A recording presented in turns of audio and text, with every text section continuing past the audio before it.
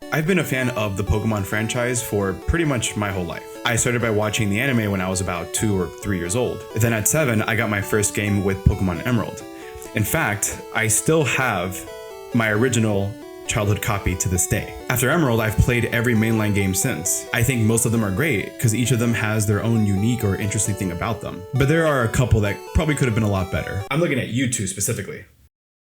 So what I'll be doing is talking about these games and then rank them on a tier list. I'll be dividing this into 3 videos to cover each of the generations of the franchise. Part 1 will be the Game Boy, Game Boy Color, and Game Boy Advance games. Part 2 will be the DS and 3DS games. And finally, Part 3 will be the Switch games. Before we start, be sure to check out my channel to see the other videos in this series. And consider subscribing so that you can be notified when videos like this or other videos go up. If you enjoy the video, leave it a like as it helps the channel get seen by others. And finally, let me know down below what you guys think about my tier list. Do you agree with it, or would you place certain games in a different tier? Let's go ahead and jump right into it. This video will be part 1 of 3, the Game Boy era. Let's go ahead and start off with the games that started them all, which are Pokemon Red and Green and Blue as well. I included the Japanese version right here, which I will technically include because it was one of the originals. So Red and Blue, very basic games, pretty decent story. It's a very interesting story with Team Rocket and what their plans are with the Kanto region. These games were full of glitches. I mean, there's so many glitches that you can't even count them all really, but some of the more notable ones are glitches in which some moves just kind of go on forever and ever without you being able to do anything about it during a battle. Other glitches include Missing No, for example, I think one of the more famous glitches, among dozens of other ones, right? And these games obviously set the formula for what was to come for the next now almost 30 years of Pokemon. And while they are pretty nostalgic games, because of all the glitches, I feel like they don't deserve to be anything higher than a C. And don't get me wrong, they're very enjoyable games in their own right. If you ever get a chance to play these games, whether it be if you have an actual cartridge or if you happen to have them still, maybe on the 3DS Virtual Console or through other means possibly, then these games are very enjoyable. They're very minimalistic compared to what we have now. I feel like we're too spoiled now with what you can do with Pokemon games or what you can do within Pokemon games. And this has pretty much all the basic things that you can do with Pokemon. A lot of things that have been brought going forward into the franchise. But if you want to go back to basics, this is the game that you want to play, or these are the games that you want to play. So I feel like C tier would probably be the best fit for these games. And I included Green here too because obviously Red and Green were the original games. Red and Blue for the international releases are technically updated versions of the original Japanese Red and Green. And actually, in fact, Japanese Blue is an improved version of the Japanese Red and Green. So the Japanese Blue that Japan got, that was the basis for then what would be the international releases of these games of Red and Blue. So they belong, I think they're in C tier. They're not horrible games. They're not bad games by any means. They're solid games. They're very basic games. They're very slow games to play, but it is still a very fun experience if you do take the time to play through them and not be so hungry for wanting to play something that's a little bit more modern. There is, of course, a definitive way to play through Kanto, and I'll be getting to that later on. For now, for what you get with these games, they're good enough to play through that you don't have to die of boredom, basically. They're tedious games, but they're very enjoyable in their own way. So next up here, we have Pokemon Yellow, which is the enhanced version. This is the first time that Pokemon have done these enhanced versions, and it's a game that improves upon what Red, Blue, and Green brought to the table, such as having updated sprites, being very loosely based off of the anime, where you as the player character only have the option to get Pikachu as your starter, just like how in the anime Ash, not that he chose Pikachu, but it was the only option he had, and that was his quote unquote starter Pokemon. And what's also cool is if you were to play this game on a Game Boy Color,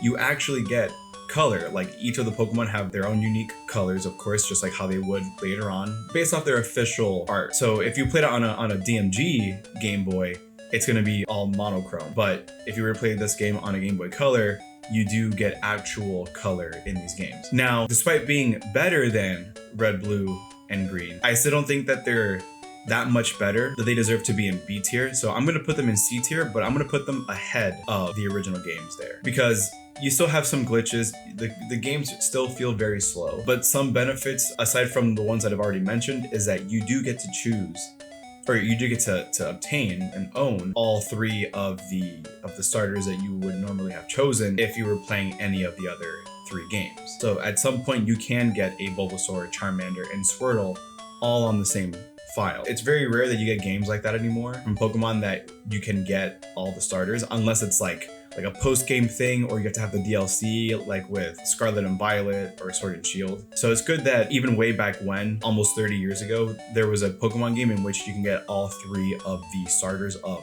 that region in a single game, which is really nice. So moving on from Gen 1 to Gen 2, we have the direct sequels in Pokemon Gold and Silver. Gold and Silver introduced a lot of new things. One of the big things being that it introduced breeding. So breeding became a mechanic in these games because a lot of, well, I don't know what the reason was for including breeding, but because they introduced breeding, there were a lot of baby Pokemon that were introduced, such as Pichu, Cleffa, Igglybuff, as well as egg-themed or breeding-themed Pokemon with Togepi. Oh, also Magby and Elekid, I almost forgot those. Tyrogue is another technically baby Pokemon. Is it technically a baby Pokemon? I guess it is technically a baby Pokemon. The games also were in color. If you play this on a Game Boy Color, obviously you get color. But what a lot of people probably don't know is that these games are playable on an original DMG Game Boy. It'll be in black and white, but you can play them. They are playable. They were made on the older cartridge, the ones that were made for the DMG Game Boy. Whereas later on, like with Pokemon Crystal, that game was made on a cartridge that was only playable on the Game Boy Color. So if you look at a Game Boy cartridge and a Game Boy Color cartridge, you can see that there is a pretty significant difference in the design of it. And because of the newer design of the Game Boy Color, it doesn't really fit into the DMG. It does slide into the slot of a DMG Game Boy, but you can't turn it on because the on switch on the top of the DMG Game Boy has a little switch that pops out. And the way that the Game Boy Color cartridges are designed, when you go to turn it on, that switch does not move. It can't move. The cartridge basically blocks the little switch from moving. So these games are playable on an original Game Boy, but of course the best experience is to play them on a Game Boy Color. And because the games in a way introduced color to the Pokemon franchise, shiny Pokemon became a thing. So of course we all know the famous Red Gyarados. It's the first shiny Pokemon that most people have probably ever encountered in their life, assuming that people played as far back as the original games. But it is the first shiny Pokemon that people come across, that people will probably own. And it's the first time that Pokemon decided that they would have guaranteed shiny encounters. And I think that with all the improvements on top of that in terms of gameplay that the games had over the original Red, Blue, Green, and Yellow, I want to say that this game deserves to be a tier above in B. I think it deserves to be B tier by far because of everything that I just mentioned, you know, with the improved gameplay, the color, shiny Pokemon, breeding,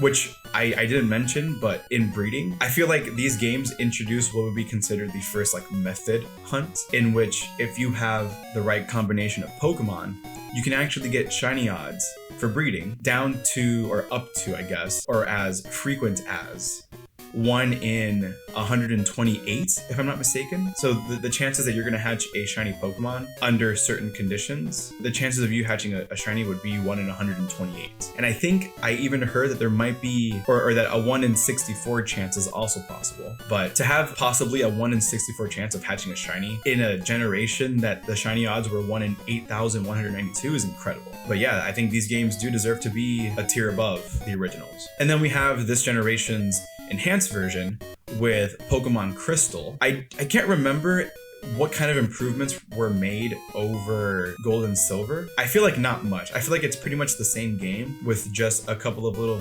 differences to them. I know for one, they introduced you being able to play as a female character. It was the first time that Pokemon ever did that, because up until this point, it was only the male character that you had the option of, but now you have the option to pick between a male and a female character, where the female character, I believe her name was Chris, and then, of course, the male protagonist being Ethan. Well, I do think that there are minor improvements. I still think that this is a slightly better way to play through this generation anyway, so it's going to go above Gold and Silver. However, it is the better way to play through Johto in that generation, for sure.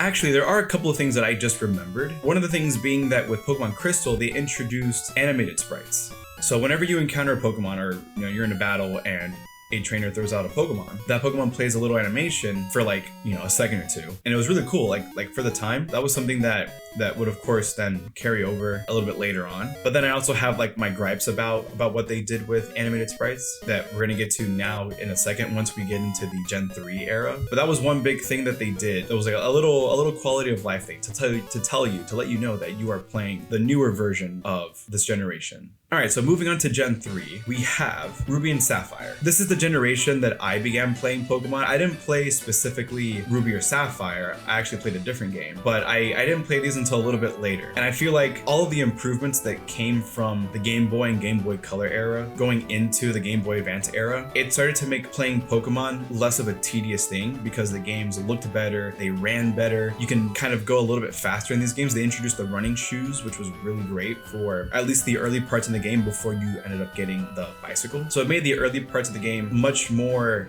bearable. Aside from that, it was the first time that the Pokemon company had to dial back on what Pokemon they wanted to put in the games. Not that it was sort of like a Gen 8, Sword and Shield Dexit sort of thing where they intentionally left, they did intentionally leave out Pokemon, but all the Pokemon that were available to that point, their data was in the game. Like the data of all 386 Pokemon at the time were in the games. Not like in Sword and Shield where only like 70% of the Pokemon that existed up until that point are in the game and the other, 30% are non-existent, right? But it was the first time that Pokemon conceptualized the idea of splitting up the Pokemon of what is available and what isn't available between different games of that given era. So Ruby and Sapphire came out. You can pretty much obtain all of the new Hoenn Pokemon in these games along with a handful of Kanto and Johto Pokemon on top of that. But it was the first time that they sort of split up the Pokedex a little bit. So within the game, you can obtain up to 202 Pokemon. And then the rest of the 386 Pokemon would be obtainable in what would be the first remakes franchise, which we'll get to in a second. But these games had a very interesting story, the Hoenn region.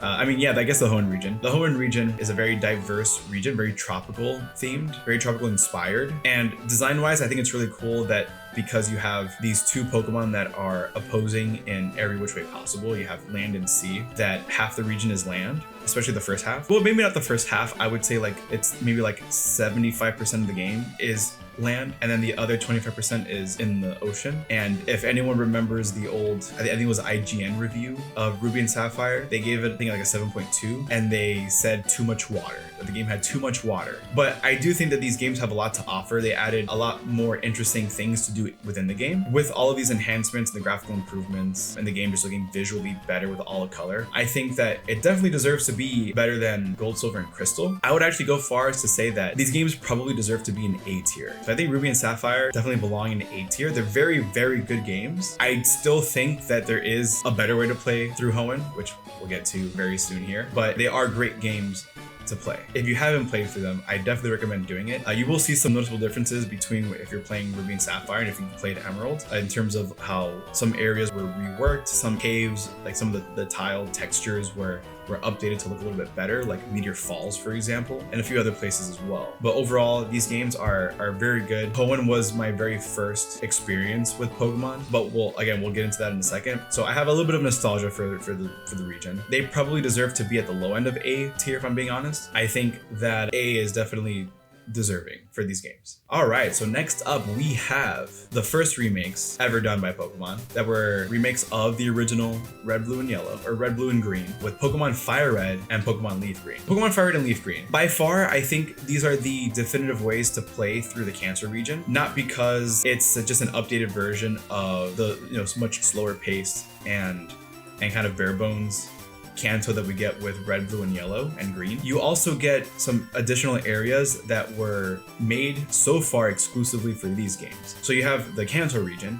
And then you have the Sevi Islands. So the Sevi Islands are basically an archipelago in the game that when you travel to, in some of them, you can encounter Pokemon that were introduced for the Johto region. And you also have a few side quests that you can do, such as finishing up some of the Team Rocket story. So in case anyone didn't know, so since Gold and Silver were direct sequels to Red and Green, there was I believe a 2 or 3 year gap between those games and Gold and Silver. And Gold and Silver, in terms of evil organization, it serves as, or the story serves as a continuation of the events that happen in the Kanto games. So as part of the Sevi Islands side quests, I guess you could call them, you do a lot more Team Rocket stuff. So all of that kind of bridges the gap between the events that happen in the main story of Red, Blue, and Yellow, and then where we pick up at the start of Gold and Silver. In fact, I think there might be 1 or 2 characters that they introduced as new characters for Team Rocket in these games that eventually made their way into Heart Gold and Soul Silver, which is very interesting. I could be wrong on that. I'd have to double check to see if that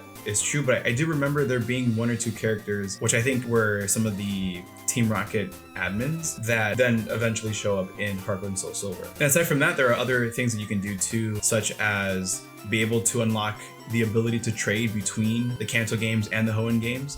There's a whole side quest that you have to do where you have to get a Ruby and a Sapphire and then put them into a machine, and then that allows you to trade with those games. And that's really the only way that you'll be able to trade so that you can fill the Pokedex between the 2 games. But the fact that they had to lock it behind an in-game event is kind of weird. I don't know why, but that was what they did. I guess it was to encourage people to play through the games and not very early on trade Pokemon from a different game to use in Fire Red and Leaf Green. It's kind of like how if you play with Zubat and evolve it into a Golbat and you use it on your team, it won't evolve until you get the National Pokedex. Like there's that famous meme where Golbat tries to evolve, but then it says that it can't evolve, even though it can into Crobat, because the game is sort of soft locking it from evolving until you get the National Dex. So it's kind of like that. Like you can't trade with the other game until you have the National Dex and until you do that side quest. So I think that these games, I'm kind of torn between A tier and S tier. I think it's high-end A tier. So I'm going to place them there for now. I think that's a good enough spot to put them because they are great games. They are the definitive ways to play through the Kanto region, and also adding some of the